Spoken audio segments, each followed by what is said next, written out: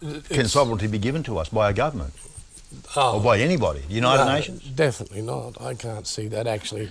White fellas handing back the sovereignty and what have you. I can't see that. They can have it happening. acknowledged. Hey, I think they can acknowledge it and recognise it and basically allow that and help to restore that, but not interfere with it. We must always be continuously, I suppose, independent and self-governing, and in control of our lands and our waters and our peoples. Those sorts of things. You see, I think we've got to look at that Australia is still the only former British colony who hasn't come to any sort of agreement with Aboriginal nation states within Australia, as they with Canada and America and other nations of the Commonwealth that English have been involved in.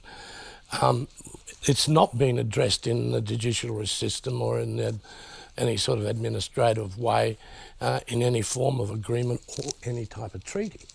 So we're at that point now where we basically have to put the bundle of rights that has been denied us for far too long to the government and basically to ourselves and come up with those rights and to make them very clear. Aboriginal people have always looked beyond the acts that governed Aboriginal people.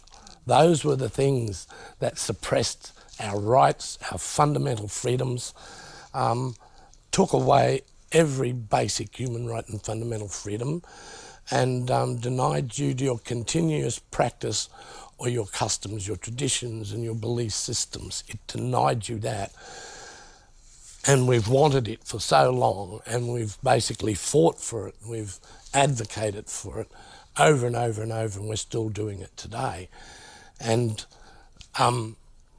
basically needs, at this stage, I think, that Aboriginal people have got a starting point now to basically start clearly defining what we want in regards to sovereignty and to be able to have absolute control over our homelands. Like Gomeroi looks after Gomeroi land, Gungri, Mandandangi, Wiradjuri or anybody else should have that status recognised.